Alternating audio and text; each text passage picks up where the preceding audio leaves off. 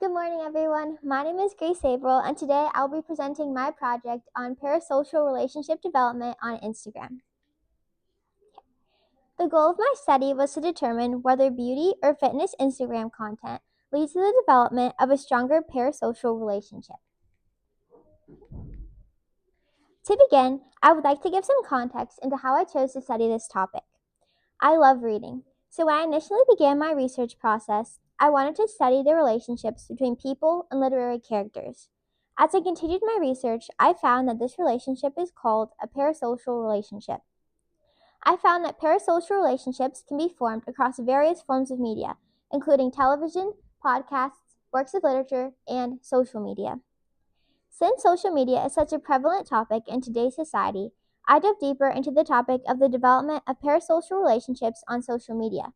More specifically, I chose to study their development on Instagram as it is a social media platform that I frequently use and am familiar with. So, this led me to develop the research question. To what extent do parasocial relationships develop more strongly through either fitness Instagram content or beauty Instagram content through the analysis of Anna Engelshall's and Emmy Combs' Instagram Reels from January 2025 to June 2025? Based on this question, I hypothesized that beauty Instagram content will lead to the development of a stronger parasocial relationship than fitness Instagram content. Before I continue, there are some important terms I need to define in order to understand my research project. So, to begin, what is a parasocial relationship? In 1956, psychiatrists Horton and Wall found that relationships between radio and television performers can be formed with audience members. This seeming face-to-face relationship between spectator and performer is known as a parasocial relationship. So, for example, there's a celebrity that you really like, you know everything about them, and it feels like they're your best friend, but they have no idea who you are and you've never met them. Parasocial relationships develop after repeated parasocial interaction, which leads me to the next term. Parasocial interaction is a one-sided, non-dialectical interaction that is controlled by the performer and not susceptible to mutual development. Parasocial relationships and interactions blur the line between the performance and the audience. Next, Instagram. Instagram is a free social media app for sharing photos and short videos, and it includes interactive features, for example, likes, direct messaging, stories, which are temporary posts, and reels, which are short videos. Beauty content showcases makeup, skincare, hair, fashion, and wellness, and it serves as lifestyle inspiration. Lastly, fitness content inspires and educates people on health, exercise, nutrition, and overall wellness. Moving on, I would like to highlight 3 key studies from my literature review that greatly influenced my research project. I'm Not Your Friend, Content Type Influence on Parasocial Relationship Formation on YouTube by Sage E. Driscoll. Fandom in the Digital Age, Examining Parasocial Relationships Between Fans and Music Artists on Instagram by Brittany Wirt, and Parasocial Relationships with Podcast Hosts by Michaela Nadora. Driscoll's study, titled I'm Not Your Friend, researched content type as a variable for parasocial relationship formation on YouTube. Driscoll aimed to determine whether relationship-based YouTube content or idea-based YouTube content formed more intense parasocial relationships. To do this, Driscoll analyzed the content creators' comments, one being relationship-based and one being idea-based, for the use of forms of you to determine if viewers had developed a parasocial relationship. This study was my anchor study. Throughout my research, I referred to Driscoll's method and study design to complete my own study. This study demonstrates how specific types of content, in this case relationship-based versus idea-based, impacts the likelihood of parasocial relationship development. In Wirt's study about parasocial relationships between fans and music artists on the digital age, it was found that music artists on Instagram try to build and cultivate parasocial relationships on Instagram using certain strategies like self-disclosure, Instagram feed and stories, specific types of content, and behind-the-scenes information. This study illustrates how artists and influencers use strategies to cultivate parasocial relationships with viewers, directly contributing to and encouraging their development. Lastly, while researching parasocial interaction and relationships in podcasts, Nadora used a thematic analysis of 5 episodes of the podcast Stuff You Should Know, to look for themes that reflect the possibility for listeners to develop parasocial relationships. Through the analysis of the themes and their corresponding parasocial codes, it was found that there are repetitive circumstances in which codes and themes work together to foster parasocial relationships. These themes of development can also be applied in a social media setting. The examination of different themes of development can prelude to if the development of a parasocial relationship will take place and give insight to the factors that increase the likelihood of their development. As it can be seen through these sources, there is extensive research on parasocial relationship development and the factors that contribute to it. Most recently, research regarding the development on social media. While there are studies proving content type has an effect on the strength of parasocial relationships, there is no research specifically examining whether parasocial relationships are more likely to develop through one content type on Instagram over another. Even more specifically, there are no studies comparing fitness and beauty Instagram content to determine which leads to the development of a stronger parasocial relationship. I sought to fill this gap in the academic conversation by using a content analysis, modeling my method off my anchor study to answer my research question. Like in my anchor study, I chose two content creators to base my research off of, Emmy Combs and Anna Engelschall. I chose to specifically examine the reels of Engelschall and Combs because Emmy Combs is a beauty influencer and Anna Engelschall is a fitness influencer. Both influencers are female, have over 1 million followers, and they are close in age, mid to late 20s. The similarities between the two influencers make them comparable and lessen the possibility of skewed data. The design and procedures of my method had 5 main steps. First, I made charts on Google Sheets to organize my data. In total, I made 5 charts. Second, I chose which Instagram reels to analyze. I first examined all the reels from both Emmy Combs and Anna Engelschall that were posted between January 1st, 2025 and June 30th, 2025, which is the time limit for my research project. I found the 10 reels from each content creator made within this time period that contained the most likes from the public. After determining the top 10 videos from each content creator containing the most likes, I examined the number of comments on each reel that were posted within my time period. I then chose 5 reels from each content creator that had the same or similar number of comments made within this time period as the other creator, and I used these 5 reels to collect my data. Next, I read through each comment and determined if it contained a form of you, including slang like the letter U or the letters UR, which mean your. On the screen, you can see an example of what I looked for when collecting my data. In total, I analyzed 4,319 comments. Then, to determine the number of times Emmy Combs and Anna Engelschall directly engaged with the audience per reel, I recorded what each content creator directly said or wrote to their viewers and the number of times that specific engagement occurred. To analyze any recurring themes throughout the reels, I rewatched the reels and made a table. In this table, I recorded what the theme was and gave a brief description of how each content creator portrayed this theme. After collecting my data, I analyzed it and made it into graphs and charts. I will begin with my results from analyzing comments. Graph 1 presents the distribution of Anna Engelschall's Instagram comments from all 5 of the analyzed videos containing a form of you. The total number of her analyzed comments containing a form of you was 446. The mean value of comments containing a form of you was 89.2, and the standard deviation from the mean was 76.27. The green shading indicates the 95% confidence interval, the range of values most likely to contain the true mean of the population data. Graph 2 presents the distribution of Emmy Combs' Instagram comments from all 5 of the analyzed videos containing a form of you. The total number of her analyzed comments containing forms of you was 756. The mean value of comments containing a form of you was 151.2, and the standard deviation from the mean was 134.38. Once again, the green shading indicates the 95% confidence interval. This data indicates a large difference between the average number of Anna Engelschall's and Emmy Combs' comments containing forms of you.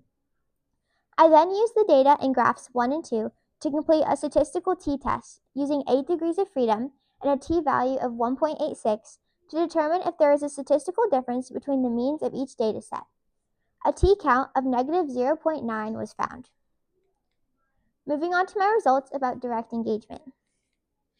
Graph 3 is a split bar graph depicting the number of times I observed Anna Ingleshaw and Emmy Combs directly engage with their audiences through either directly speaking to them, spoken word, or writing words on the screen addressing the audience, written text, throughout their 5 reels. Overall, Combs has more instances of direct engagement with the audience. Approximately 16.67% of Ingleshaw's engagement strategies and 83.33% of Combs' engagement strategies were spoken word. Approximately 87.5% of Ingleshaw's engagement strategies and 12.5% of Combs' engagement strategies were written text. Through this data, the trend is that Anna Ingleshaw favors using written text to engage with the audience, while Emmy Combs favors speaking to her audience. Lastly, the results concerning recurring themes. Chart 1 depicts themes that appear across Anna Ingleshaw's AE and Emmy Combs' AC reels. Anna Ingleshaw's reels commonly focused on themes of encouragement and health and wellness, while Emmy Combs' reels focused on creativity and trying new things. One trend I observed is that both influencers maintain positive messages throughout their reels. Regarding my data analyzing comments containing forms of view, since the t-count was negative 0.9 after completing the statistical t-test, it was determined my data was not statistically significant. Therefore, I cannot come to a formal conclusion, and my original hypothesis can be rejected. Although my data was not statistically significant, the number of times forms of view were used in Emmy Combs' Instagram Reels comment sections consistently being higher than the number of times forms of view were used in Anna Ingleshaw's Instagram comment sections, as well as the fact that Emmy Combs initiates more direct engagement with her audience, indicates that Emmy Combs' audience experiences more parasocial interactions, which lead to the development of parasocial relationships. This suggests that parasocial relationships may form more strongly through beauty Instagram content.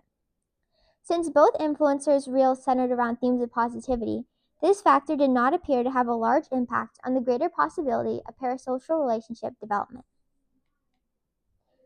So, this data corroborates Driscoll's argument that content type affects the likelihood of parasocial relationship development because this data indicates more parasocial interactions occur through beauty Instagram content than fitness Instagram content, as well as corroborates Nadora's argument that themes contribute to the cultivation and development of parasocial relationships because although the themes were similar, one theme may incite a deeper connection with the audience than another, providing evidence that this type of content does affect the possibility of parasocial relationship development. Additionally, this data aligns with Ward's findings that music artists on Instagram try to build and cultivate parasocial relationships using specific strategies like direct engagement. This study specifically focused on beauty and fitness Instagram content, which fills a gap in the academic literature, and that similar studies on parasocial relationship development have not explored if they develop more strongly for either fitness or beauty Instagram content. While this data is not statistically significant, this study does provide evidence suggesting that parasocial relationships develop more strongly through beauty Instagram content. During my research process, I chose to limit the number of Instagram Reels I was analyzing from 10 to 5 to have a more comparable sample size and decrease the possibility of skewed data. Due to this choice, a limitation in my data is that I have a relatively smaller sample size than those in previous studies and in my anchor study, which decrease the variability in my data sets. Another limitation in my research is that I counted my data sets manually, so there is room for human error in my calculations. I also only analyzed Instagram Reels from 2 Instagram influencers, which decreased variability in my data. The limitations in my study are that I specifically examined Instagram Reels made by fitness influencer Anna Ingleshaw and beauty influencer Emmy Combs made between January 2025 and June 2025. Moreover, I only used content analysis methods to collect my data. This provides implications for parasocial relationship development through Instagram Reels and suggests that content type plays a role in that development. It matters because researching and understanding how parasocial relationships develop gives insight to how viewers on Instagram are affected by the media they consume, as well as how the actions of influencers directly impact their audience. For example, if a viewer develops a strong parasocial relationship with a content creator, they may be more likely to purchase the products they promote or take their advice. Reflecting back on my research project in the past, there are some things I would do differently. I would improve my time management skills so I could examine a larger sample size of comments, as well as find a digital tool to help me analyze the comments to speed up the process. I would also have spent more time analyzing the actions of the influencers during their reels, coding for more than direct engagement, but also for common mannerisms, self disclosure, physical appearance, and filming location, as these factors also play a role in the development of a parasocial relationship.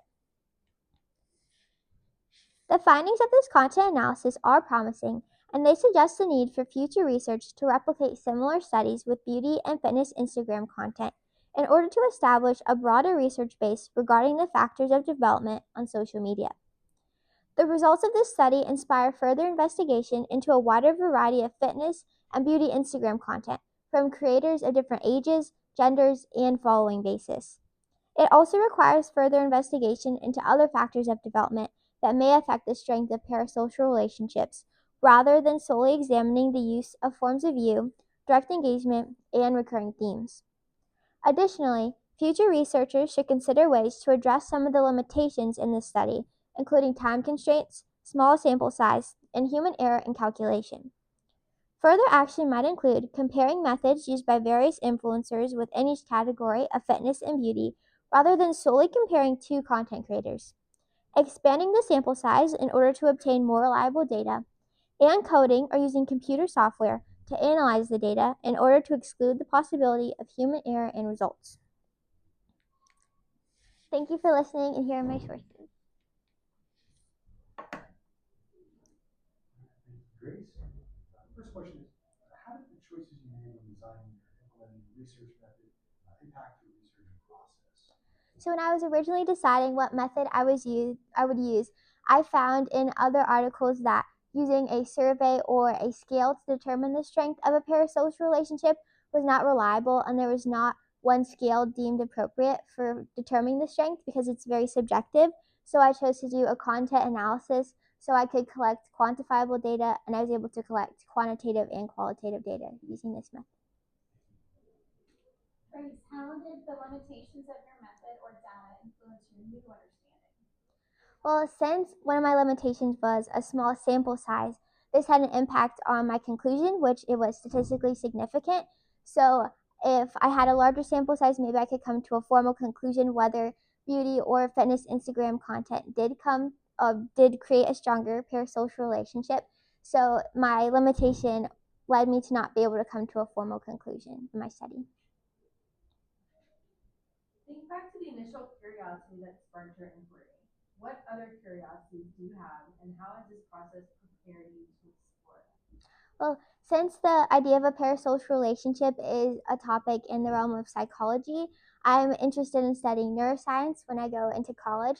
So this studying this topic has prepared me on how to study like how people interact and behave and how the brain works, and it's given me the confidence that I can do my own research and find gaps in the academic literature and try to fill them using my own methods.